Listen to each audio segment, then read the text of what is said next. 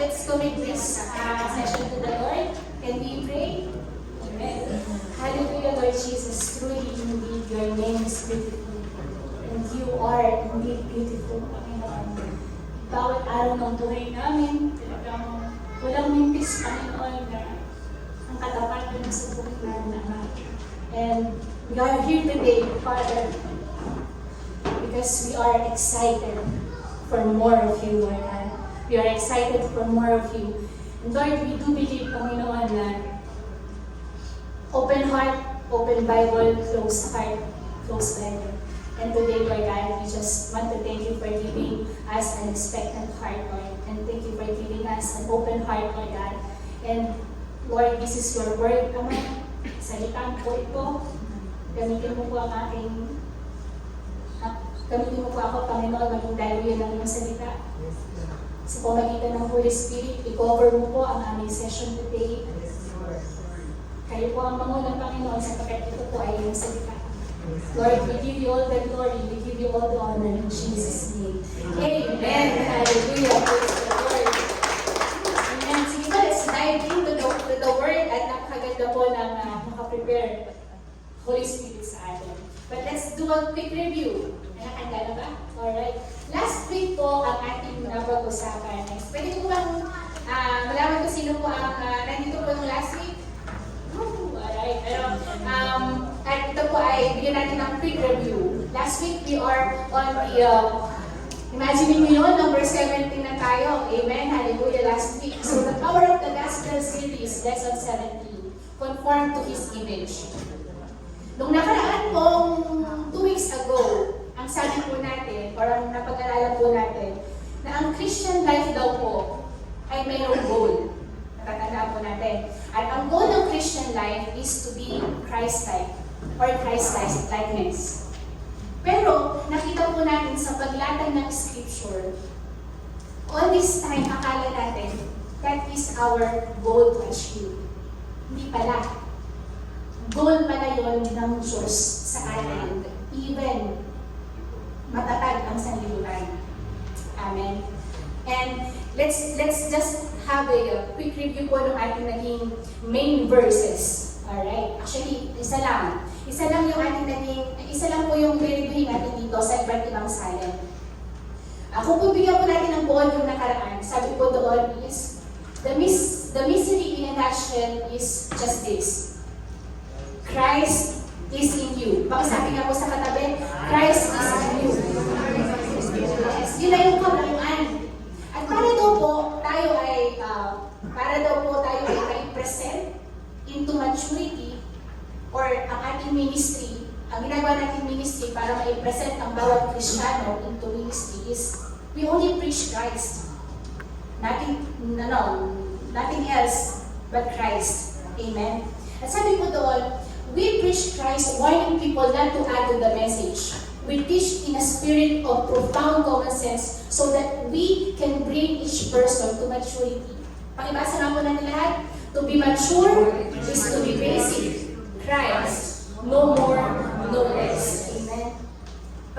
Tingnan po natin sa ibang salin, Colossians 1:27. Sabi po dito, to them God has chosen to make known among the Gentiles the glorious riches of this mystery. Kasi po, natatandaan po natin, noon pa pala nakatago itong sikreto na ito, na ngayon ay hinahayag na sa atin. Anong misteryo iyon? Anong kababalaghan yun? Anong misteryo? Anong iyon yun? Iyon ay Christ in you, the hope of glory. Kasi mga kapatid, ever since the time began, ever since the world began, di ba? Ang tao ay nakikipag-commune lang sa Panginoon. Ito ang Diyos, ito ang tao, or they can go with the clouds, ganun lang. Pero imagine, mga kapatid.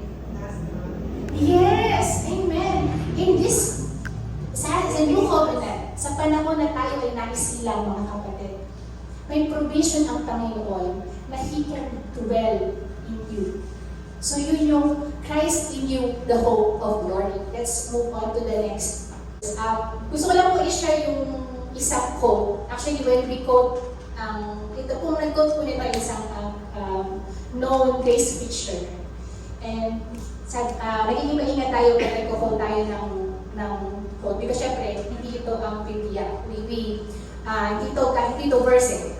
But we quote people knowing that they extracted it from the scripture.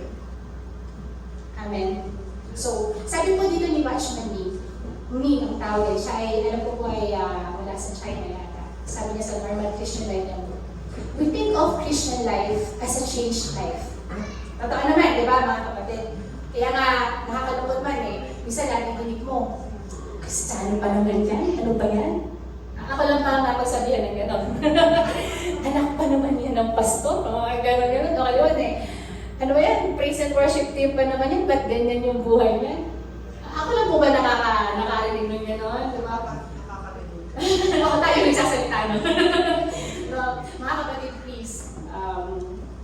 Pakiusap lang po. Tayo po na nahayagan ng biyaya ng Panginoon. Tayo na nahayagan na tayo yung pare-pareho lang pinatawad ng Panginoon. At tayo yung mga nahayagan na ang Diyos ang nagpapasakdal sa atin. We can encourage our brethren in a different manner. Amen. We can encourage our brethren in different manner. Change life. But hindi lang pala change life eh. It's more than a change life. What God offers us is an exchange life. Amen? Or a substituted life. Ibig sabihin nagpalit. Akala lang natin noon na yung parusa ng Panginoong Jesus ang napunta sa Kanya. At yung parusa na dapat sa atin ay hindi natin nakuha. Tama. But may mas malalim pala ang lugar ng pagiging Kristiyano. Amen? God, alam nyo, malaki, sabi nga eh, malaki ang pinagdaanan ng Panginoong Jesucristo para lang mangyari itong misteryo ito. Napakalaki ng pinagdaanan ng Panginoong Jesucristo para ako at ikaw ay matahanan lamang niya. Amen? Amen? Can we just give God praise? Can we just give God a clap offering sa ginawa ng Diyos? Sabi niyo mga kapatid, Christ substituted within. And He quoted what Paul actually said. Sabi doon, I live. Nabubuhay ako. Diba? Tayo nabubuhay. Pero hindi na ako yun eh. Tama. But Christ lived in me. Hallelujah. Amen. And the next verse. Ito po. Sabi po dito, nung nakaraan, nabanggit natin dito, living within you is the Christ who floods. Dito na po ako mag-take off para sa susunod nating lesson. Sabi po doon, living within you, pakisabi sa kapatid mo, living within you is the Christ who floods you. Nakakita na kayo ng, nakapanood na po kayo ng balita ng Rumaragas ang yung wave. Can you just imagine for a moment na, siguro, kung kailangan yung pumikit, pwede kayong pumikit, na parating sa iyo isang malaking tubig. Yung nagasa. Okay naman pwede nyo isipin na kayo nasa isang beach ngayon. Dalampasigan. Yung alam mo yun yung isang wave, tatanayin ka sa lakas, tapos parang kang dugong. Dugong ka lang na, hinahampas-hampas ng, anak mo na. Hinahampas-hampas ka ng wave, kasi hindi ka man nakakaahon, meron na namang paparating. Amen. Who plans you with the expectation of glory? Pag sinabi natin expectation of glory, pag sinabi natin glory, something na maganda. Alam mo yun yung, andito ka, ito yung flood, parating sa'yo, maganda. Tapos hindi ka pa nakakabangon, meron na namang maganda. Ay, witness na witness tayo po ay testimony ng kabutihan ng Panginoon sa Israel. Amen, diba? Ayun pa lang po ay, meron na naman tayong isang wave na naranasan. GBM officially. Amen, papuri po sa Panginoon. Gospel leader. Yes, legit na. Legit na. And ngayon pong gabi na ito, we have an expected heart, no? Pero tayong expected heart na daragasak ang revelation ng Panginoon ngayong gabi nito. Amen po ba? Pakisabi sa katabi mo, handa ka na ba? Sa hagupit ng rumaragasang biyaya ng Diyos? O baka tulog na yun? Tulog na. Amen. Praise God. God of the overflow.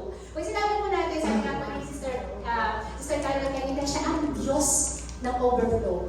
He is the God of overflow. Ibig sabihin, pag sinabi mong God of the overflow, siya ang simula, siya ang alpha, na kung saan ang lahat ng ragasadang biyaya, lahat ng ragasadang mabuting biyaya ay galing sa Panginoon. Amen. At inumpisahan niya ito sa kanino? Sa Panginoon Jesucristo. Paborito natin verse, John 3:16. Actually, kahit nakapikit, let's say, for God so loved the world that He gave His only begotten Son, that whoever believes in Him should not perish, but have everlasting life. Ang gospel po, magmula nung nag-umpisa tayo sa series na ito, ay sinimula ng Diyos, ginagawa ng Diyos, at tatapusin ng Panginoon. It is from first to last. And all the things that God has prepared for us, and all the things that God is doing for us, we receive it by faith. Faith from first to last. Amen po ba? And because of His great love for us, He gave His Son in supreme sacrifice. Alam po natin yun, Pero let's discuss po how it was given. Paano ba binigay ng Diyos Ama ang kanyang Diyos Anak? Next. Alright. Okay. Sabi po sa Ephesians 1:8, ay yung ginagawa po natin dito ay nasa manual niyo po, inahanay po natin lahat ng verse. But we will just, i-emphasize lang po natin yung salita ng Diyos, yung mga verses po na nandiyan. Ephesians 1:8. How it was given, sabi doon, that He lavished upon us. Right.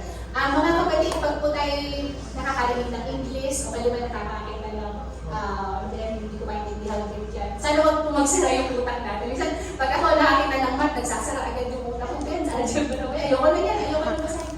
But today, tonight pala, diba? Tonight, we pray for an open heart. And ang gusto ang pinalangin sa atin, ang pinalangin natin kayo na sa Panginoon, ibigyan tayo ng malaking puso na ready to receive. Alright? Ang sabi po doon, that He lavished upon us. Ang lavished ay sa Greek, original Greek, yung po ang pagkasulat ng New Testament. Ang lavish daw po ay peresuo. Kahapon, nung nagpe-prepare po kami ng lesson, natinig ni David, sama si David, peresuo. Peresuo, pati siya peresuo. Kasi kung inaalam ko paano po ito bigkasin. Peresuo. Pero sabi niya, ang peresuo po kasi ay ibig sabihin nun ay abound. Ang ibig sabihin ng abound ay sobra. So, ang peresuo is to abound, to overflow in large measure, or to cause to superabound. Alam mo yung madami na, pero yung superabound, mas madami pa. Labis. Ayun, naunahan mo pa ako kasi ang original Filipino word ng peresuo ay lavish. Para madali tayo nakaintindihan. Lavish. Isa spirito tayo, Sister Kawa. Lavish. Alright. And the Bible said na, yun kung paano binigay. Pero ano ba talaga yung ibinigay na lavish? Ito po ay 1:8. Itaas po natin ang basa ng verse. Alright? Next verse na. Sabi doon, sabahan niyo ako, to the praise of His glorious grace, which has freely, pakikinan niya, freely given us in the one He loves. In Him, we have redemption through His blood, the forgiveness of sins in accordance with the riches of God's grace that He lavished upon us. So yun pala ang ibinigay with abundance, yung grace ng Diyos. Alright? At maging mapunahin po tayo sa verse, alam ko po na nabasa niyo na po ito, pero maging mapunahin po tayo dito. Ang sabi po dito is, riches of God's grace. Alam niyo po, kapag sinabi po kasing labis-labis, paano po ba masasabi na ang isang bagay ay labis-labis? Depende sa sukatan. Tama? Depende sa sukatan. Halimbawa, mayroon ka ruler. Lagpas sa ruler. O sobra sa ruler. Meron kang isang, yung weight sa weight. Timbangan. So may kilohan ka. So meron pa lang kung labis sa timbang, o kulang sa timbang. Pwede ko ba tawagin yung ating representative ngayon na import? Yung dalawang Amerikano at Amerikana. Alright. Para lang po, maintindihan natin. Kasi mga kapatid, yun ang sabi dito ko, in accordance with the riches. So, paano ibinigay ng lavish-lavish? Lavish-lavish. So, meron kanukat. Ayan. Okay. Halimbawa, ayan. Ito, bali po, imagine nyo ito may tubig. Alright? Isa lang pala, isa lang. Ano ba ito? Akala ay magiinom kami. Okay. Ang kapunuan ng basong ito, di po ba yan? Ang kapunuan ng basong ito, pakibukas mo nga po. Okay. Halimbawa, sinali natin ang kapunuan ng basong ito. Sige po, para sa inyo. Alright. Napuno po ba ito? Hindi. Okay, balik nga po kayo, pare. Para meron akong dramatic sa Pero, kapag ito ang nag-salin, pare, salin. Mapupuno. Yes! Kasi, ang sukatan ng fullness nito ay mas malaki. Palakpakan po natin sila. Diba? But imagine, mga kapatid. Alright? Imagine niyo po, kapag sinabi, in accordance with the riches of God. Siguro kung nakikita niyo po yung kulay blue na yun, no? Kulay blue na tag na yun. O, diba? Siguro, mas malaki yan sa Diyos. Yung nakukuha niyo po. But let us explain it further. Let's dig in further. Next slide. Ito mga kapatid, unang nagasa. Sabi doon, for from His fullness. Ulit. For from His we have all received. Natanggap na, hindi pa? Natanggap na. We have all received grace upon grace. Amen? I don't know if you can comprehend. Hindi ko po actually kahapon hindi ko mag-isip. Sumilip na ako sa langit kahapon habang hinihingi ko sa Panginoon yung ating pag-aaralan ngayon. Papasilip ako sa langit. Siguro kung pwedeng tanggalin itong kesa nila to at makikita niyo po ang langit. Hindi mo natin ma-imagine ang fullness, ang kapuspusan ng ating Diyos. And that fullness is what we have received. Unang nagasa, grace upon grace. Sabi po sa NIV, sabi doon, out of His fullness, we have all received grace in place of another. Alright? Amen? So, kung meron pong John 3:16, na tatandaan nyo, na lagi nyo natatandaan, ito po ay John 1:16. Alright. Sabi doon ay sa di masukat na kayamanan ng Panginoon. Amen. Sabi po sa inyong manual, sabi doon, next slide na lang. If you have received an overwhelming revelation of God's grace towards you or toward you, no one will be able to stop you from sharing with others. Humabaw po ba yung lalagyan ni Brother Johnny kanina? Yes. Umabaw. Yes. It is impossible to sit on a genuine revelation of the gospel. It is like a fire in your heart and in your bones, Jeremiah 20. It must result in others being told. Actually, I modified it po eh. It will actually automatically and effortlessly result in others being told. Kahit ayaw mo umabaw, aagaw ka kapag ipinuhos ng Panginoon ang kanyang kapaspusan sa iyo. Amen. Hallelujah. Kaya po, and this is actually what God's want us to know. Di ba kaya nasabi doon sa verse, God wants everyone to know it. Ito yung Amen. Hallelujah. Meron po bang example sa Biblia na sila ay in-stop magsalita about Jesus? Or sige, ganito muna. Kayo po ba ay na-experience nyo na po ba na kayo ay harangin? Jesus, Jesus, itong mga sinasabi ito, hallelujah, hallelujah, praise the Lord po. Naranasan niyo na po ba kayo ay bawalan? Meron po sa Bible na istorya na pinigilan silang bawalan. Next slide na. Yes, pinigilan silang magsalita. Then they called him sa Acts 4, 18 to 19. Then they called them in again. Then they called them in again. Tinawag ulit sila. Sabi nila, commanded them not to speak or teach at all in the name of Jesus. Bigyan ko lang po ng konting buod. Yung Acts 4, bago mag-Acts 4 ay merong Acts 3. Tagal niyo po pag-isipan. Bago mag-Acts 4 may Acts 3. Alam niyo po yung Acts 3, ang sabi ni Peter, and ang sabi ni Peter doon, ay meron silang pilay na nakita.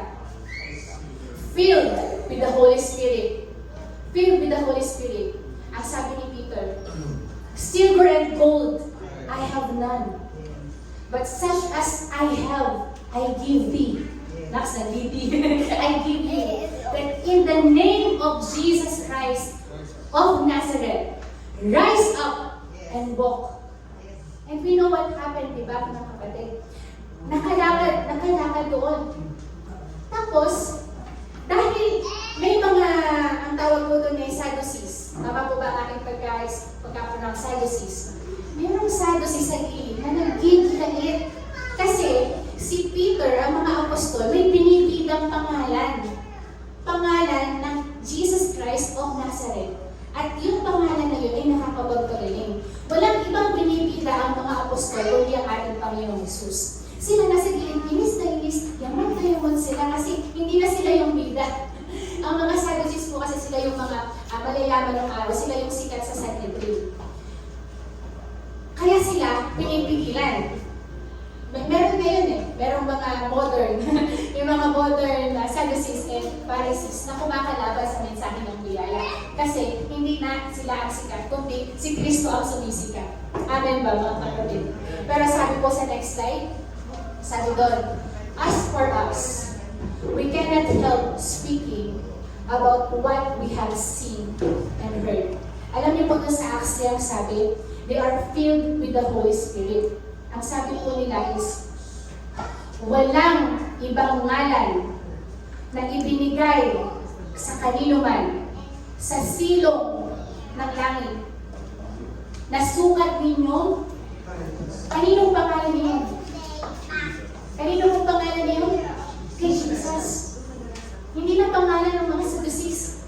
Kaya sila, pinipigilan. Walang ibang sikat na pangalan kundi ang Panginoong Jesus. Dito sa lugar po na ito, walang ibang sikat kundi ang Panginoong Jesus. At sabi po dito, ito po, maging papunahin po tayo, when they saw the courage of Peter and John and realized that they were unschooled, hindi naman sila nakapag-aral, ordinaryo lang sila, they were astonished that they took note that this man, what? Had been with Jesus. Yun lang po ang sikreto para tayo po ay mapuno. They were filled with the Holy Spirit and they did wonders because of one thing. They make the main thing, and the main thing is Jesus Christ. Amen? Amen? Amen. Nakikita ng tao, ay courage yun. But we can see it, a flow of the Spirit. Yes. Akala ng ibang tao, yabang yun. Pero we understood it as a confidence in the Lord. Yes. Amen. Hallelujah. Amen. Out of the overflow. Alright. Sabi po ni Jesus, merong, so sabi po natin doon sa nakita po natin doon sa storya, that it is actually the Spirit who made wonders through the life of Peter and John. Tama? Yun yung lumalabas because they had been with Jesus. Pero Pero may dalawang klase daw po ng mga lumalabas. Parang pangit. May dalawang klase, kasi mahirap po sa Tagalog. may dalawang klaseng overflow. At ito po yung sinabi ni Jesus sa Luke 6:46. Alright. The good person out of the good treasure of his heart produces good. And the evil person out of his evil treasure produces evil. For out of the abundance of the mouth, abundance of his heart, his mouth speaks. So makikita niyo po na balikan po natin meron daw good person, ang ilalabas niya ay good fruit. So walang puno ng manggang namumunga ng bayabas. Tama. So, alam na po natin doon. Being begat doing. Napag-aralan po natin nung nakaraan at saka mga previous COG natin na a sinner do sin because they are sinners. They were made sinners because the disobedience of who? Adam. Naging sinner sila dahil nag-disobey si Adam. And when Adam disobeyed, Paul died and Paul became sinners. That's why they sin. So ano ang pagkatao nila? Ano ang core nila? They are sinners. Sa ating mga kapatid, we do righteous things because we were made righteous. Kailangan natin we were made righteous by whose obedience? Obedience natin o obedience ng Jesus? Obedience ng Jesus. Ulitin natin. By one man's obedience, many were made righteous. Sabi po yun sa Bible. And because we are righteous, we produce righteous works. And that's it. Amen. So, next slide, i-describe po dito, kasi tinagalog ko, nahirapan po ako intindihin yung salit sa English ng mga akasalanan. Okay, sabi doon, Galatia 5:19-21. This is the overflow of the old self. Ay, nakalimutan ako na. Pakibalik ako na. So, yung side po na ito ay new self. Ito na yung new self natin. Meron yung regenerated na heart. Sa kabilang side, unregenerated. Baliktad ba? Ayan. Tama. Unregenerated heart. Patay yung kanyang puso. Patay ang kanyang spiritual. Kaya hindi siya makapagbigay or makaunawa o makaintindi kahit pilitin niyang makinig. Hindi niya maintindihan. Dahil patay ang kanyang spiritual. So nakita na po natin ang pinagkaibahan. Ngayon, kadalasan napapansin kung sino ka sa buka ng iyong bibig. Yun ang sabi ng Panginoon sa Kristo. Ito pa po sa Galatia. Tayo. The overflow of the old self. Ang mga taong sumusunod sa ninanasak ng laman ay makikilala sa gawa nila. Sexual na immoralidad, kalaswaan, kahalayan, pagsampa sa gusyosan, pagkulang, pagkapuot, pag-aaway-away, pagkasakim,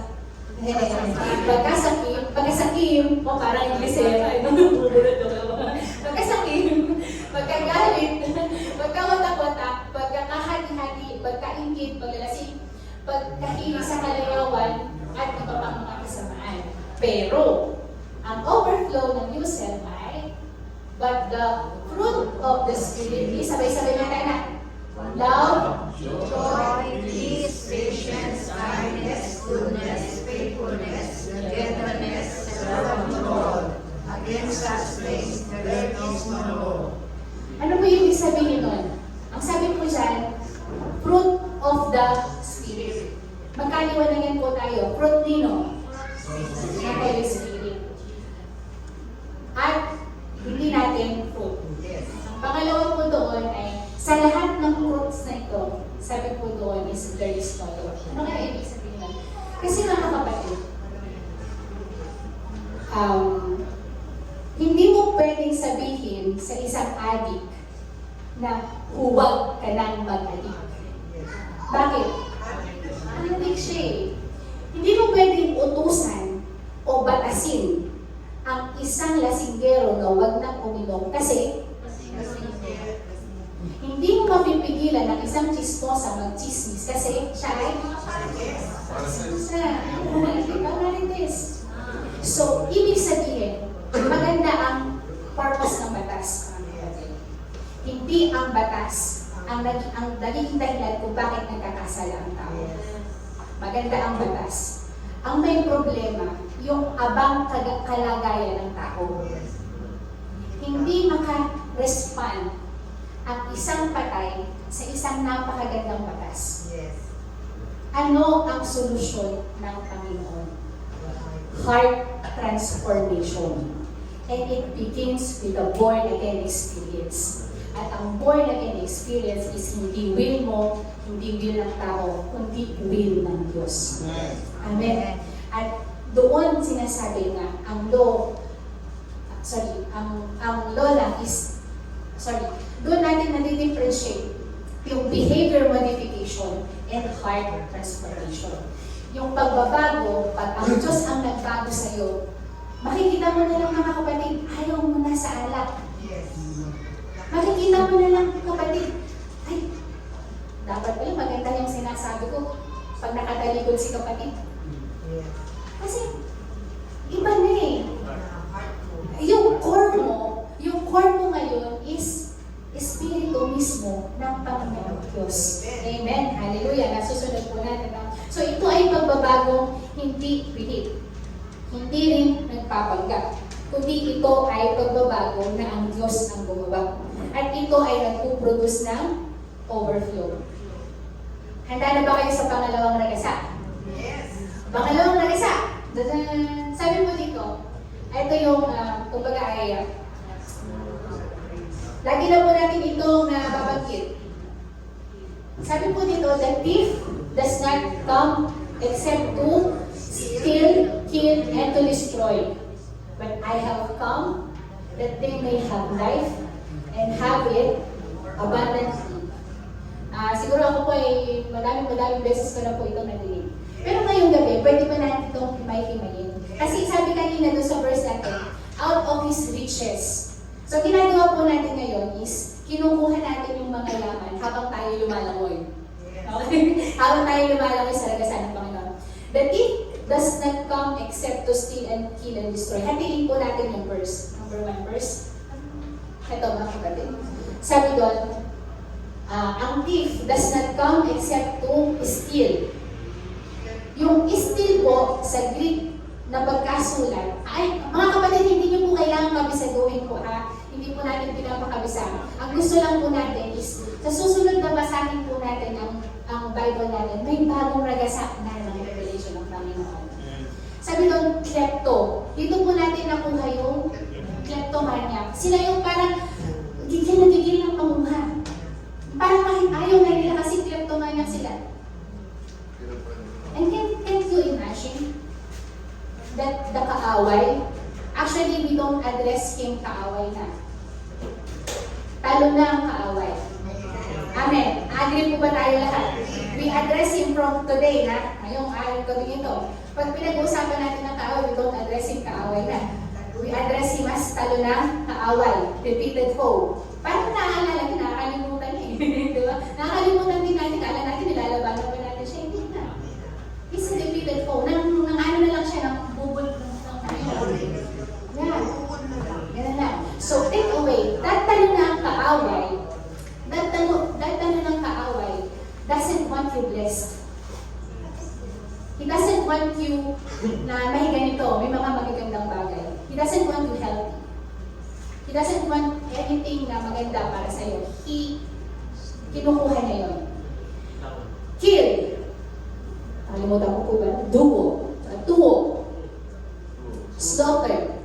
Sacrifice. Minsan, ang kaaway din is, yan, isurrender mo na yan for the sake of religion. Isurrender mo na yan. Pinapasurrender niya yung nakakasagabot sa iyo. Pero we are good steward. Ginawa tayo ng good steward ng Panginoon. Minsan, He just want to take it away from you. Apolomai, destroy. Ano yung apolomai? Ibig sabihin, ruin, wasted, trash, devastated, and destroyed. Ruin. nasira, wasted, mukha kang binasura, trash, mukha kang basura, devastated, para kang binagyo, and destroyed, nasakusak. Yeah, wanasak. And the talunan kaaway want to see you, want to see me ruined. He wants to see me wasted. He wants to see me trashed. He wants to see me devastated. He wants to see you destroyed. Kaya alam niyo po, wala lang ang ninang dito eh. Kaya ang ninang sinilang sesito po. Alam niyo po, nung bata si Alexis, nung pinanganak, sabi po sa kanya nung doktor, ay hindi na ito makakakita. Parang ganun malako yung mata ni Alexis. Bago Kristiyano pa lang si Ninang Cecil, hindi pa siya marunong manalangin. Sabi na ganito, Ama, Lord, hindi ako makapayag. Sabi niya, Lord, hindi ako makapayag na yung anak ko ay magugulat. Di ba? Ganun lang naman. Hindi lang naman natin papayagan na ang tal ng kaaway ay sirahin tayo. Kinayawalin, an amen po. Diba? We don't want, hindi tayo makapayag. Nung sige ng Cecil ay na-fall, parang di sabi, operahan, bibiyakin daw yung ulo. Eh, mahal na mahal yun. Tapos sabi ng mga anak, Ate, 1 million eh. Operahan, pupuksan yung pupuksan yung Di tawag ako kay Paul, 1 million daw, kasi naman yan ako 1 million. Pero yung mga anak niya, ay, alam mo yun na gusto ko sabihin dito ba? Alam mo yun, napalahod nila ako sa Panginoon. Lord, hindi ako pumayag. Sabi ng ninang ko, hindi siya pumayag. Hindi din ako pumayag. Hindi ako sa Panginoon, Lord. Hindi ako pumayag. Mag-preach pa kami ng gospel of grace eh. Hindi ako pumayag. Nag-uusap kami dati, mag-small group pa kami. And you know what? God do wonders. Because you call upon the name of Jesus. Amen. At next slide, kapatid. Itong maganda. Alam mo yun, yung bumaba ang Diyos, ang Diyos anak, para lang sabihin sa iyo na dumating ako para ipakita sa iyo ang puso ko na gusto kitang pagpalain. I have come that they may have life, and they have it, that they may have it more abundantly. Sabi po doon, yung Greek text daw po doon ay to have, na magkaroon ka, and to continually possess. Ganda yun, di ba? Yung life. Ang Greek word po ng life ay Zoe life. Ano ibig sabihin ng Zoe life? Alam ko po, nadinig na po ito. The absolute fullness of life, the real and genuine. May pwede palang buhay, di ba? A life that is active, vigorous, and blessed. Doon natin narinig yung sinabi ni Pastor nung Sunday. Tayo ay masigla, malakas, mabubuhay na. Amen. And that is the Zoe life that we have in Jesus. And ito yung pinakamaganda. A life that is, or that belongs to God. I don't mind na pag-aari ako ng sino man. Basta pag-aari ako ng Diyos. Dalawa lang naman ang pwede may mag-aari sa'yo. Kaaway ko, ng kaaway ko ang Diyos. Mga kapatid, imagine the life of our loved ones. Imagine the life, alam niyo, pag tumitingin ka sa news, tumitingin ka sa ibang tao, alam mo yun yung parang ginaganon-ganon na lang yung buhay nila ng kaaway. Alam mo yun yung kukuhanan pa, papatayin pa hanggang sa Madrid ka. Sana makita natin mga kapatid, how God sees them. Amen. Dahil lang wala pa sila kay Kristo. But imagine life with Christ. Amen. Sabi po doon, more abundantly. Ang Greek word po doon ay perissos. Yung perissos po, galing po doon yung perisuo kanina. Ang perissos ay be above, beyond what is regular, extraordinary, and even existing. This is not just abundance. Super abundance. Pakisabi mo sa kapatid mo, super abundance. Amen, super abundance. At ito ang nakakatuwa, mga kapatid. Paki-next slide ka. Alright, so kung daw papalitan po natin, o let's say, may expand natin yung John 10:10.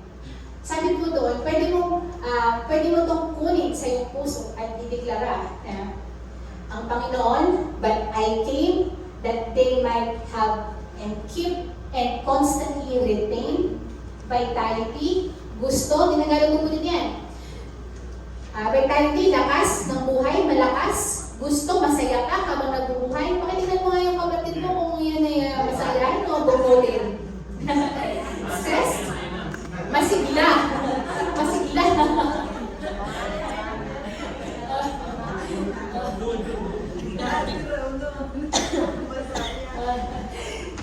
Gusto, it says, for living that springs up from deep down inside. Yeah. I came, dumating siya. I came that they may embrace. Parang gusto niya, Nestor. Yeah. Diba? Johnny, akapin mo. But embrace is unrivaled. Alam mo yung unrivaled? Wala nang gustong kumalaban sa'yo kasi puro na lang ikaw manalo. Unrivaled, parang si bata. Dumating si Bata Reyes na wala nang gusto lumabas sa kanya eh. Kasi napakagaling eh. Unequal, matchless, incomparable, richly loaded. Alam mo yung globe load, tsaka smart na load? Unlimited load? Richly loaded. Yun ang gusto ng Panginoon sa atin. Imagine that, amen. And overflowing life to ultimate maximum. Imagine nyo mga kapatid, ultimate maximum. Next. Kung babasahin po natin to sa translation, the Passion Translation, ito maganda po. But I have come, pwede ba natin basahin lahat para po tayo mag-sing? But I have come to give you everything in abundance. More than you expect. Life in His fullness. Until you overflow. Hallelujah. Can you raise your hand kung gusto nun? Amen. Amen. Amen. You say amen. Alright, ito, maganda. Imagine mo package ang binigay ng Panginoon. And these are in the scripture. Pag meron kang Panginoong Jesucristo, unstoppable na ang pag-overflow mo. Basahin na natin mga kapatid. An overflow of love. An overflow of joy. An overflow of peace. An overflow of hope. An overflow of comfort. An overflow of generosity. An overflow of grace. An overflow of blessing. An overflow of blessing. An overflow of grace. And an overflow of glory. Amen. Hallelujah. Glory. Yun yun ang pag-aralan natin ng mga nakaraan. Glorious. Amen. On your manual, next slide. And sabi dito, doon muna tayo sa His divine power. Ito yung na-discuss na rin po natin ito nung nakaraan. Inulit lang sa chapter na ito. His divine power has given us everything. Lahat ba yung everything? So, His divine power has given us everything we need for a godly life. Paano? Through our knowledge of Him. Balik ulit sa Panginoong Jesucristo. Amen. Sabi doon sa unang verse, sa unang section, grace and peace be yours in abundance through the knowledge of God and our Lord Jesus. So, ibig sabihin mga kapatid, lahat ng pangangailangan.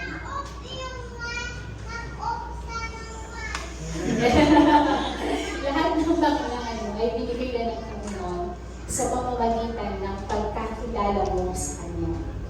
Mamaya, i-dig po natin yun. Pakibasa po anak na next slide. So Peter explains that it is through your knowledge of God that this overflow experience works. Your Christian life is initiated through your knowledge of God. Natatandaan niyo mga kapatid, inumpisahan tayo nung tayo ay tinawag ng Panginoon. when He called, He justified. When He justified, He sanctified. And whom He sanctified, He glorified. Lahat ng yun ay He. And you continue to grow and mature through your knowledge of God.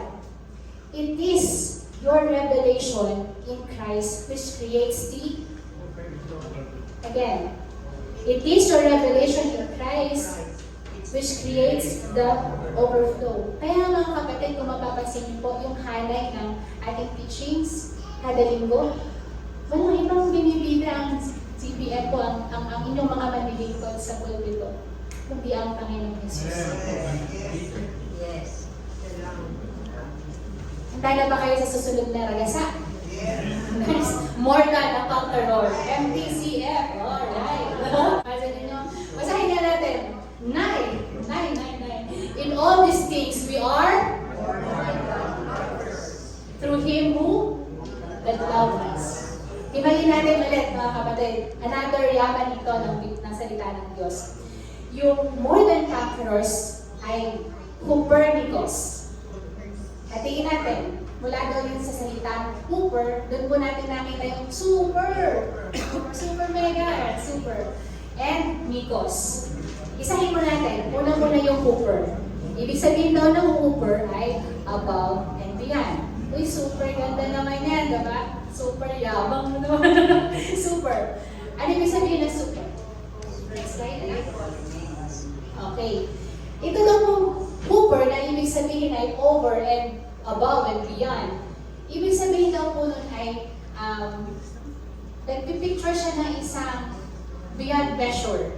Nga, sabi ko po kanina, kung may ruler ka, beyond ka ng ruler. Kung yung edad mo dati ay thermometer, wala ka na sa thermometer.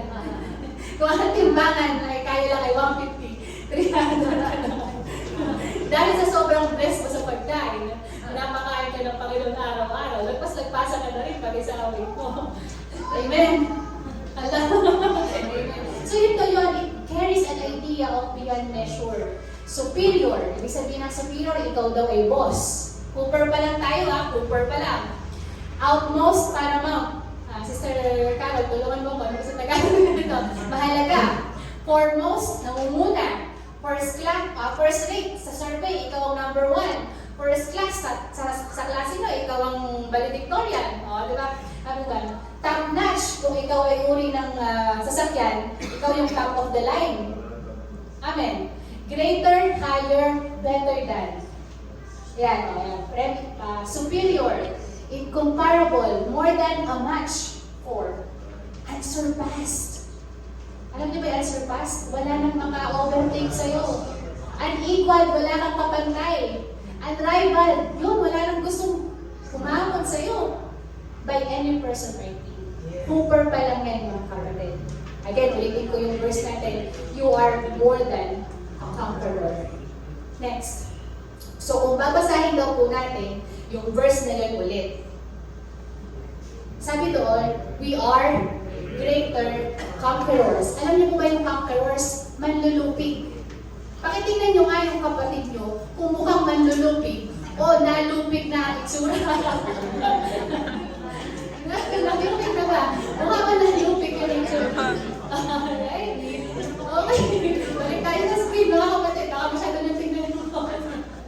We are greater conquerors. Superior, ano ba sabihin? Conquerors. Higher and better. And we are more than a match for any foe. We are outmost conquerors, paramount conquerors, topmost conquerors, unsurpassed conquerors, unequal conquerors, unrivaled conquerors. Ganun kayaman ang verse na yun, mga kapatid, na lagi na natin pinabasa, ganun na lang. Cooper pa lang yun. Next slide, anak. Nikos. Ang Nikos, ang ibig sabihin daw ng Nikos ay overcomer, mapagtagumpay, conqueror, manlulupig, champion, panalo, victor, panalo, master, boss. And it is a picture of an overwhelming, prevailing force.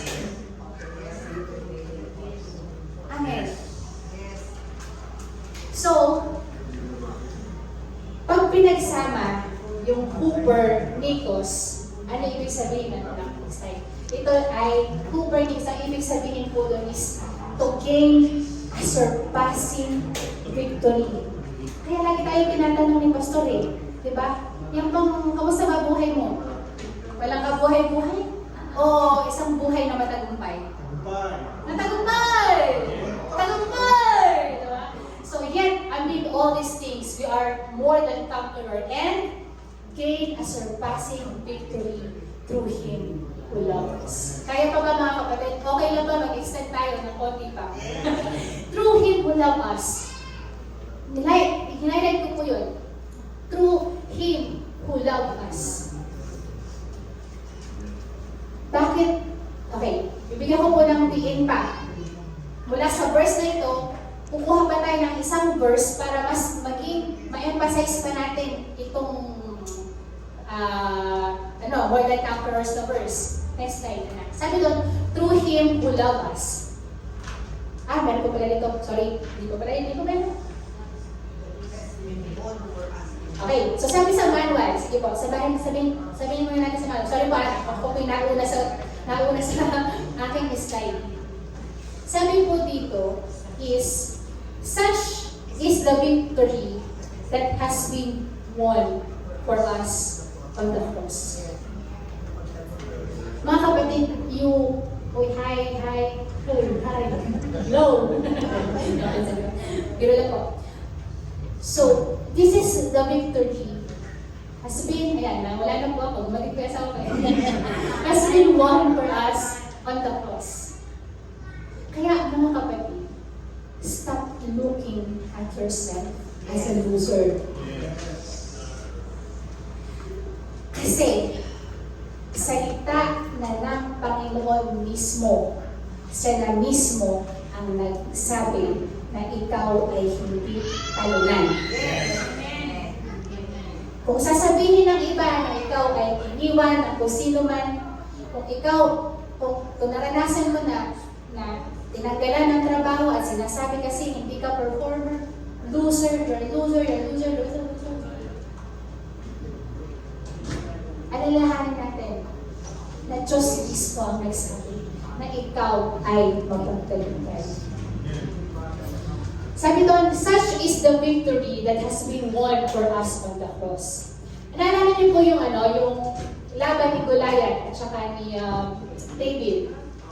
Ang matatawa ka, merong mga spectators sa gilid. Diba sila yung mga Israelites?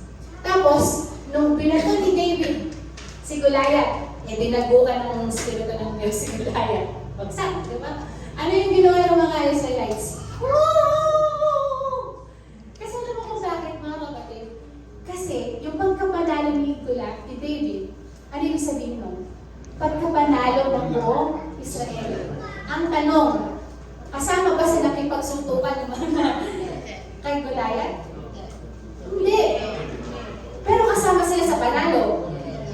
Tama mga kapatid, pag nanalo si Pacquiao, panalo buong Pilipinas. Ganon din ang ginawa ng Panginoon Jesucristo. Nung siya'y nabayubay sa krus at nabuhay magputi, yung victory niya, ang ibig sabihin nun ay victory natin. Amen. Hallelujah. And there is actually more than we need personally. He gave us more than we need so that we can share victory with those around us. Again, through Him who loved us. Mga kapatid, it is not victory without Jesus Christ. Again, it is not victory without Jesus. Yes, may mga nananalo na wala pa kay Kristo na. They succeed. But the genuine and real victory only comes from Jesus. At alam niyo po kung bakit yun. Ngayon pag nagtagumpay ka sa buhay mo, mga kapatid, pag nagtagumpay ka sa buhay mo, hindi, lagi mo nang sasabihin, ito ay tagumpay ng Panginoon sa Kristo sa akin. Kaya mapapasin mo mga kapatid, walang grace people na mayabang. Amen. Lahat ng mga nakakaunawa sa biyaya ng Panginoon, sa mensahe ng biyaya ng Panginoon, kinikilala nila na lahat ng pagpapala, lahat ng tagumpay na nararanasan nila ay dahil sa Panginoon. Amen. Hallelujah. Next verse. Ano ba yun?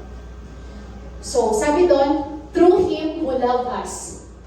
Through Him. Sabi dito, Ephesians 3:20, panibagong nagasap. Ay, okay pa ba kayo mga kapatid? Nakukuha pa mga kapatid. Okay pa. Okay, sabi doon, now to Him who is able to do far more abundantly.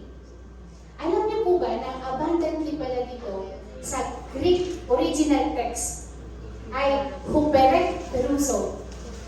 So, now to Him, sabay-sabay na tayo mga kapatid, now to Him who is able to do far abundantly beyond all that we ask or think, according to the power that works within us. Ang word na gusto actually iparating sa atin ng verse na ito ay huperek peruso. Yung huperek peruso ay 3 beses lang po ginamit sa New Testament Greek. Nang ibig sabihin ng huperek peruso, sabi po ni West, sila yung mga talagang nag-aaral ng Greek word. Yun ay superlatives of superlatives. Sister Jace, ano ba yung superlatives? Kami tayo mga. Tayo kami, Liz. Sige na. Tayo nga na. Nagawa na natin ito na. Okay. Si Mami ay maganda. Anak tayo na. Ang kanyang apo ay mas... Sige nila. Ang kanyang anak ay pinaka... Maganda. Kaya hindi sumasangay sa logo yun. So yun anak, so yun mga kapatid, yung superlatives. Sige, sister Jan, brother Jan, yun ito. O gusto nyo kayo ni Daddy, tsaka si Paul. Ito mas maganda lalaki. Pero wala ako. pero ang pinakagwapo, wala dito si Pastor, asawa ko. So yun mga kapatid. So yung huperek peruso daw ay superlatives of superlatives. So, ibig sabihin, pinakamaganda ng mga pinakamaganda. Nagkakaintindihan. Hatiin natin, mga kapatid. Hatiin natin, slice. Hooper. Napag-usapan na natin na kanina. Over and beyond. Ek. Out of intensities or intensifies. Ibig sabihin ng intensifies, mas lalong pinaiting. Pinalakas. Adding the idea of inexhaustible. Ibig sabihin ng inexhaustible, hindi na uubos. Di ba? Nakaka-aaral na tayo ng Greek, nakaka-aaral tayo ng English. Alam niyo ba mga kapatid, kami natuto lang mag-English ng konti dahil sa Biblia. Simple lang po. Natuto lang mag-English dahil nagbabasa ng Bible. Yun na English. Alright? And yung perisos, nabanggit na natin kanina, is about measure. Ang dami niyan mga kapatid ko, isa-isa, picture na lang siguro. So, huperek perisos, ang term na ginamit ni Paul para ano? Para i-describe ang abilidad ng Diyos sa kaya ng gawin sa buhay ko at sa buhay mo. Amen. Pakibalik lang natin yung dating verse. Now to Him who is able to do far more abundantly, huperek peruso, beyond all that we ask or think according to the power that works in us. Sister Jace, napakaganda yung sinasabi mo. Hindi pa ako yung nagsasabi yan. Bible po, di ba? Bible, ang Diyos na mismo nagsasabi na dumating siya para sabihin sa iyo at gusto niyang malaman ng lahat na ang kanyang puso sa bawat isa sa atin ay abundant. Amen. Through Him who loved us. So, through Him, alam na natin yung kaya niyang gawin. Sabi yan, sis, parang alam mo yun, yung tatanungin mo, Sir Jace, too good to be true yan. Parang saliwa yan sa nangyayari sa buhay ko. O ako lang. Di ba? May mga sitwasyon sa buhay natin na parang hindi nag-match yung sinasabi ng word sa natural nating nararanasan. Kaya nga, may against sa mga mensaheng ganito kasi bawa sa hilig. Hindi ayaw nila nung paturuan ng healing kasi may namamatay eh. Paano mo nga naman tuturo yung healing? Ibig sabihin ba ng may namamatay sa sakit ay hindi mo nasasabihin na ang Diyos ay nagpapagaling? Mga kapatid, yun ang pinakaiba ng motivational preaching sa gospel preaching.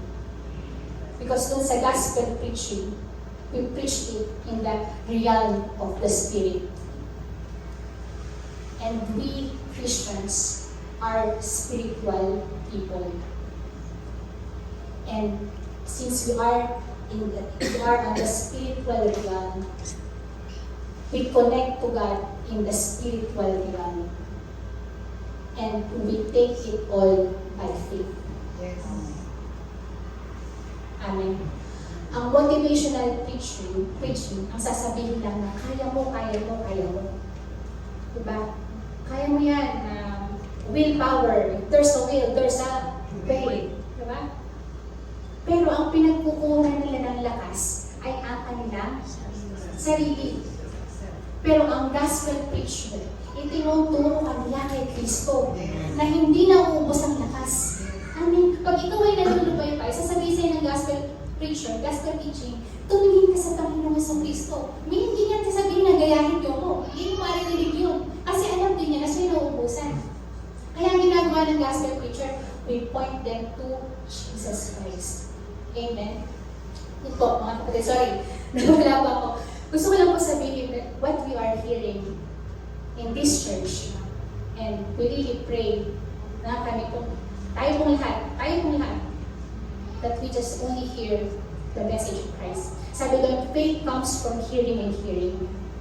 Make sure that what you are hearing is about the message of Jesus. Amen. Sabi doon, through Him, ang sabi ni Paul, Heberung Peruso. So, good to be true, Sister Jace, kasi yung Heberung Peruso, itinidescribe yun, yung ability ng Diyos. Hindi ng ability mo. At ang ability ng Diyos ay superlative over superlative kasi siya ang Diyos. What a mighty God we serve. Amen. Sabi doon, through Him who loved us. Bakit kaya love us? Bakit kaya lagi sinasabi yung for God so loved the world who loved us? Bakit kaya pa nauulit-ulit sa atin ng Bible yun? Puntahan po natin ang Ephesians 3:14. Ito po kasi ang, parang dumami, 13, 14 to 20. Isa niya. Kasi po si Apostle Paul, di po ba si Paul ang simulan ng halos lahat ng halos na wala. May dalangin siya sa Panginoon. Ang panalangin niya ay ito. For this reason, iniluhod niya sa Panginoon niya, I kneel before the Father, from whom every family in heaven and on earth derives His name. I pray that out of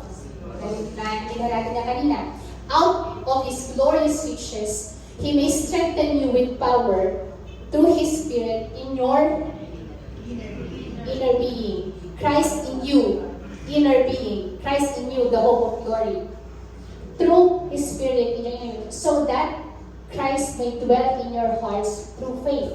Again, it's through faith. Next slide. I pray that you, being rooted and established in love, may have power together with all the Lord's people. Ikaw daw, na gusto niya maging rooted at ma-establish ka sa pag-ibig ng Panginoon, kasama mo ang iba pang mananampalataya to grasp o maintindihan ng maliit nating utak kung gaano kalawak,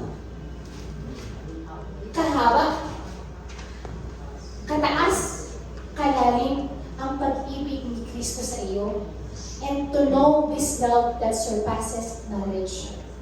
Ano daw yun? That you may be filled to the measure of the fullness of God.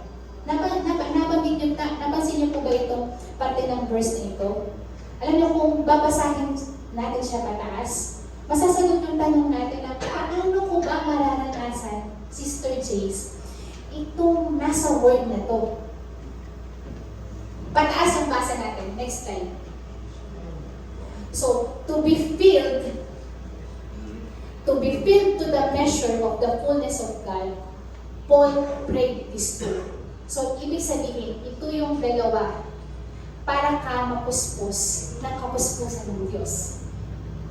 Una, to grasp how wide and long and high and deep is the love of Christ. Malaman mo kung gaano kalaki ang pag-ibig ng Diyos. Kaya mapapansin niyo mga kapatid, linggo-linggo, ang emphasis ng ministry ay ang pag-ibig ng Panginoon. Dahil naniniwala ang Gospel Bearer Ministry na pag alam ng bawat Kristiyano at siya'y rooted at siya'y established sa pagmamahal ng Panginoon, tuon niya mararanasan ang kapuspusan ng Panginoon. To be mature is to be basic. Christ, no more, no less. To be mature is to be basic. Christ, no more, no less. Paano kailangan na gawin ito? To be mature is to be basic. Christ. Hindi, kasi Sir James, dapat may programa kasing bahan. Ganito. To be mature is to be basic. Christ, no more, no less. Pangalawa, to know this love that surpasses knowledge. Hindi yung alam mo lang. Actually pala, kapatid, ito ang ganda nito, tinanong ko pa ito kay Paul. Alam ko, Paul, gabi madaling araw na, Paul, ano ba nga yung tuno na merong hindi alam lang yung, sabi niya, ginoskohan, ginosko. Yung ginosko pala dito mga kapatid is, basahin ko na lang, medyo mali. To know, properly to know, especially through personal experience. It's one thing to know that Jesus loves you. Diba? Bisa, uy, God loves you, ganyan. Alam mo yan. But it's another thing to experience the love of Christ. Sino sa atin ang naka-experience ng pagmamahal ng Amen? Amen. And iyon, dalawa lang na yun, mga kapatid, ang sinasabi ni Paul at ang pinagpipray niya na malaman ng bawat Kristiyano. Doon tayo grounded, doon tayo. Kaya pag may nagsasabi sa'yo, ganyan mo, hindi. Alam ko, I am the beloved of God. Pag may tukso sa'yong dumadating, I know I am the beloved of God. So know that you are the beloved of Christ. We are more than conquerors through Him who loved us. Amen. Our maturity, our fullness, our victory, our overflows is through Him, through the knowledge of Him who loves us. Yes. And dahil alam mo na ikaw ay mahal ng Diyos, ang pag-ibig ng Diyos ay dadaloy sa iyo. Lapit na po tayo. Streams of living water. Next slide. Ito yung sinasabi ng Panginoon. Let anyone who is thirsty come to me and drink. Natatandaan niyo yung kantang to? Is anyone thirsty? Tapos, woo! Gano'n yung praise the Lord. Anyone? Is anyone thirsty? Ako, Lord. Ano yun? Welcome. Ano yun? Nakalimutan ko yung kanta. Sabi doon, let him come to me and drink. Let him come to me. Let anyone who is thirsty come to me and drink. Whoever believes in me, the scripture said, the rivers of living water will flow within them. And by this, He meant the Holy Spirit. Binuod ko na lang po. Next slide na. So, kung merong overflow, meron din tayong dalawang types of ministry. Naku, gising ko pa mga kapatid. Pero, bago tayo pumunta sa two types of ministry, there are actually two ways. How you can live your life. Meron daw dalawang daan. Cursed or blessing. Number one, sabi sa Jeremiah 17:5-8. Cursed is the one who trusts in man, who draws strength from mere flesh, and whose heart turns away from the Lord. That person, imagine, that person will be like a bush in the wasteland. Para daw siyang isang nasa Wasteland. Ano ba yung wasteland? Anak ng Pasig naman kayo. Doon kayo nakatira. They will not see prosperity. Hindi daw nila makikita yung prosperity. Yung mga tao ayaw nila ng prosperity, sabi nga ni Pastor. Akin na lang. Diba? They will dwell in the parched place of desert, in salt land where no one lives. And that is the picture of under curse. Those are the picture ng wala kay Christ. And imagine how sad their life is. But blessed is the man, blessed is the one who trusts in, whose confidence is in. They will be like a tree planted by the water, sends out its root by the stream. It does not fear when heat comes. It leaves kanyang mga dahon ay laging berde, at hindi ito nag-worry in the year of drought, tagtuyot, and never fails to bear fruit.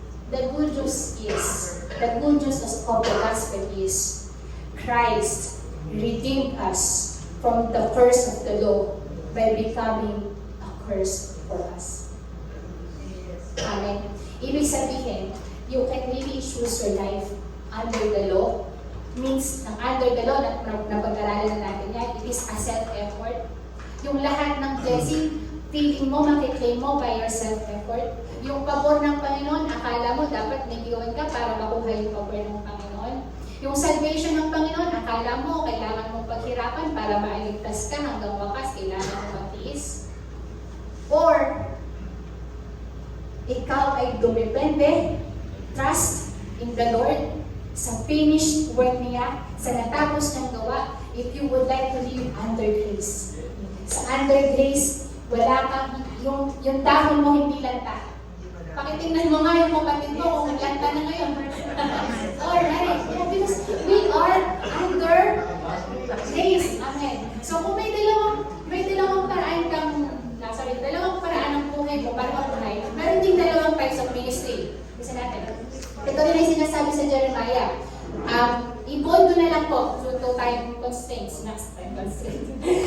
Time limit. So, ministry under the law and ministry under grace, sinasabi dito na you can ministry out of the spring of living water of God, of the Spirit.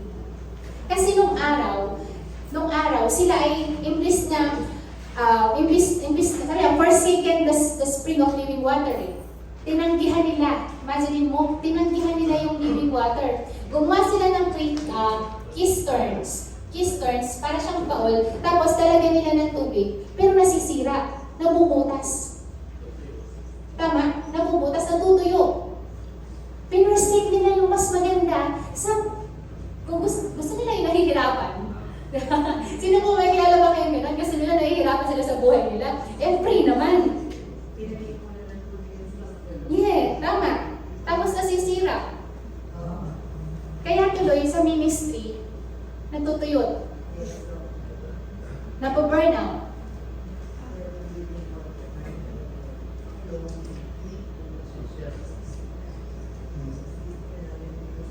They had been with Jesus. The apostle had been with Jesus. And they were filled with the Spirit. So tayo pong nagbi-minister, kung ang ministeryo niyo po ay sa simbahan, be with Jesus. Kung ang ministeryo niyo po ay sa bahay, sa inyong mga anak, lalo na sa pag may batang balikot, nakaka-drain. Balik ka sa Panginoong Jesus. Honor manual. We can only truly minister out of the spring of God's Spirit if we try to minister to others out of our own strength and ability, independent from God's Spirit, we will either dry up or burn out, whether in life or in ministry. We too must learn the lesson that God taught Zerubbabel and Zechariah 4:6. Natatandaan niyo to? Paborito natin.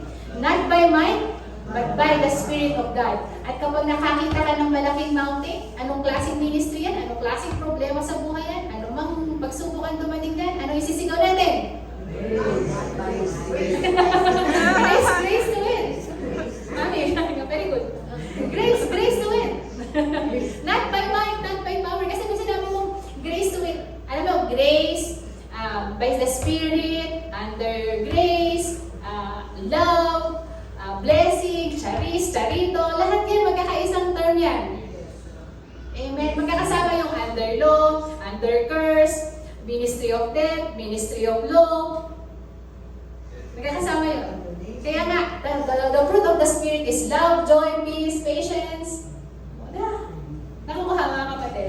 Alright. Next. Ito na. Ragasa. Ulit. Naku, madami naman ragasa na. Grace in abundance. Next. Sabi doon, and God. Pwede ba tayo tumayo? Tayungan tayo. Basahin nga po natin lahat. Tapos itignan na natin ito. And our God is able to make all grace abound to you, so that in all sufficiency, in all place, at all times, you may abound in every good work. It is grace in overflow. Pwede pa tayo? Okay. And all means all. All means all. Makasabi po sa katabi nyo, all means all. So, lahat po lang diniscuss natin ngayong gabi, it's all in superlative. Lahat ay pinaka. Sabi sa manual, He works in you in a power that is immeasurable, taking you into a glory that is, which results to a joy that is. Saan ka pa? Sa Panginoong Jesus ka na. Kaya, let's reach out. Let's touch those who are not yet in Christ. Ha? Mga kapatid. Imagine na nilalapas, tanga na lang sila ng talagang kaaway because they just don't know yet. And God wants everyone to know it. Bukas na bukas, mag-evangelism tayo, Brother Santino. We share out of the overflow. Amen? So what is the secret to ministering to others? It is the same secret as the rest of the gospel. It is from God, through God, and to God. Ulit, it is from God, through God, to God. It comes from a new self. Tandaan nyo, yung new self nyo, pinaghirapan ng Panginoong Jesucristo yan. Para lang maging habitation tayo ng Panginoon. Sinuyod na yung cross para lang makatira sa atin. Sasayanin ba natin ito, mga kapatid? Papayag ba tayo na hindi natin ito alam? That is centered in God. For this God-centered and God-empowered position, you are now ready to freely give to others what you have freely received. So, full gospel. Ito po yung nasa unang part po ng inyong manual. Isasama lang po natin ng mabilis. It's Jesus at the center. Amen. Hindi ikaw yung nasa sentro. Si Jesus. Sin, ang old me, ang old self natin.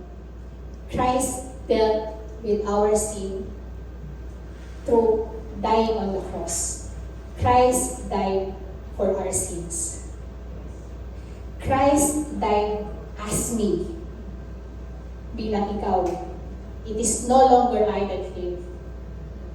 And then, at the right side of the cross, Christ lives through me. Yun yung napag-aralan natin last week. At ito yung chapter na dalakaran natin ngayong gabi hanggang sa mga susunod na COG.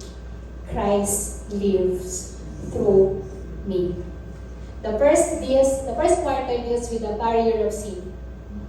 Hindi ka makalapit dati, ginawa ng paraan ng Panginoon. Dahil sa iyong kasalanan, pinatawad ka na past, present, future. Second quarter deals with your unregenerated self. Gusto kong pumait, pero di ko magawa. Gusto kong pumait, pero di ko magawa. The answer is the born-again experience. third quarter deals with your true life in Christ. And the fourth quarter deals with how you minister that life to others. Amen. Hallelujah.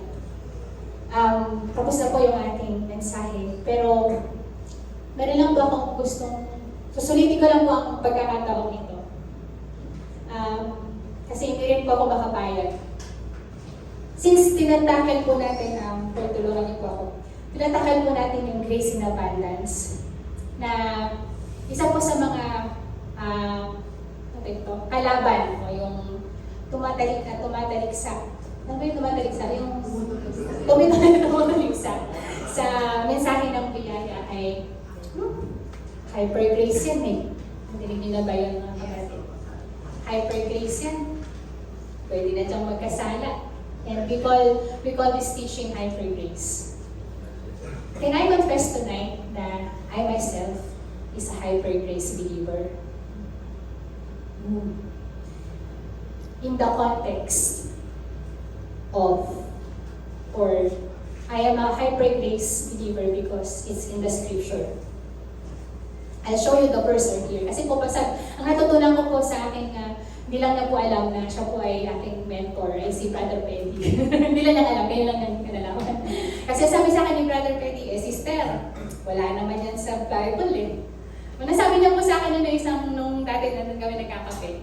Alam niyo, yung salita yun talagang sa akin na hindi po ako nasaktan na-encourage po ako doon na every time we speak, we make sure that we have the scripture because the scripture is the voice of God.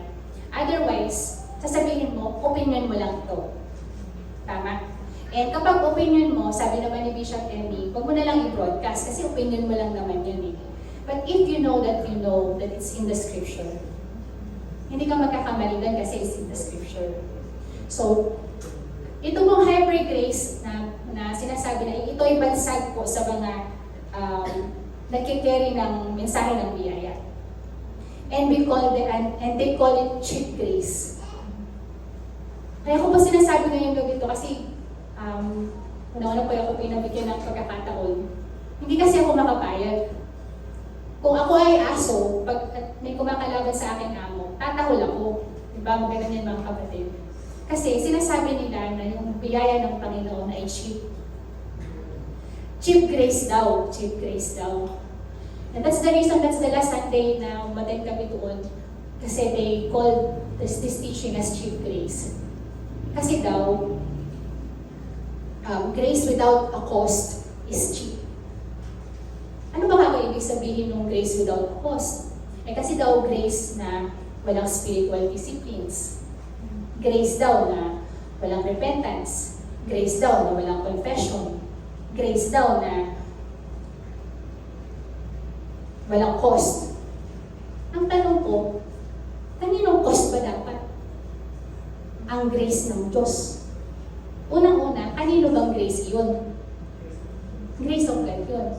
So kung biyaya yun at sa Kanya galing yun, kapatid, ang nagbayad ng cost nun, hindi ikaw, si Kristo. At mind you, hindi basta-basta cost nun. It cost God's own Son. Fullness ng Panginoon yun ang ibinigay niya. Tapos sasabihin mo sa akin, cheap grace. Di ba mga kapatid? So, pag sinabi nilang cost, kasi wala yung parte nila, wala yung man's part, parang ang dating sa akin nun ay, nakukulangan ka ba sa bayad ng Panginoon? Nakukulangan ka ba sa natapos niyang gawa? Para isipin mo na ang iyong kaligtasan ay makukuha mo lang kapag dinagdagan mo ang biyaya. Kapag inisip mo na yung anointing, kaya mong i-merit ng spiritual discipline mo. Na ang pabor, na ang blessing ng Lord ay kaya mong makuha kapag nag-long prayers ka, nag-fasting ka. Hindi mga kapatid eh. Kasi ang sabi dun sa Bible is, nilutin ko po kanina sa Galatians, na I have one question. Sorry po, hindi ko lang kapasa, no? May isa lang akong tanong sa inyo. Nakuha mo ba ang banal na espiritu sa pamamagitan ng batas? Sa pag-obey ng batas? Have you received pakatulungan niyo nga po ko, have you received the Spirit of God through obeying the law? Or by hearing and believing the Word? By believing the Word of Christ. Amen. And kung walang scripture, wag po tayong maniwala sa hypergrace. But there is a scripture. Sabi doon, moreover, the law entered that offense might abound. But where sin abound, grace abounded much more. Nasaan yan? Romans 5:20. The voice of God. The verse is the voice of God. Kapag may versikulo, pwede mong panghawakan, mga kapatid. Mapapansin nyo, dalawang beses na banggit ang about. Mga kapatid, wala na ito sa manual nyo, but I just really feel in my heart na kailangan ko pong sabihin. Abounded is pleonazo. Ang pleonazo, ibig sabihin lang nun, ay simpleng abound. Pero, nung sinabi niyang grace abounded much more, ang gamit niya ay huper peruseo. Periseo. Peruseo. Perisyo. Hindi perwisyo. Huper periseo. Nakalimutan ko alam, paano ba siya ito? Periseo. Periseo. Huper means hyper. And periseo means super abound. So kung pagbabanggain mo yung dalawang yan, mga kapatid, grace, super abound. Tama nga, hindi hyper grace kasi super hyper grace. And that's what we have received from the Lord. Grace in abundance. At iyon ay galing sa Panginoon. I don't know about you, mga kapatid. But a sinner like me who sinned big time, all I have, ang tanging pag-asa ko lang ay ang biyaya ng Diyos. I don't know about you, pero ako, sa aba kong kalagayan, isa lang ang kailangan ko, ang napakayamang habag ng Diyos. Amen po ba, mga kapatid? It's grace in abundance. Next time. Praise Jesus. Pwede po ba tayong tumayo? Dito na magtapos. Pwede po ba natin i-take home ang verse na ito? Basahin po natin. God can do anything, far more than you could ever imagine or guess or request in your wildest dreams. He does not by pushing us around. Pwede ba natin mag-stop doon? Ibig sabihin, ang Panginoon, hindi lang siya utos ng utos. Gawin mo to, gawin mo to, gawin mo to, gawin mo to, gawin mo to, gawin mo to. No, He's not like that. He is not like that now, under the new covenant. Ano siya? But by working within us, anak, sabi doon, come to me, all of you who are heavily laden, and I will give you rest. Learn from me, and I will show you the real rest. Sabi na, working within us. Ako ang gagawa sa loob mo. Amen? Tuloy po natin. His Spirit deeply and gently within us. Let's shout it. Glory to God in the church. Glory to God in the Messiah, in Jesus. Glory down all generations. And glory to all. Oh yes. Oh yes. Palakpakan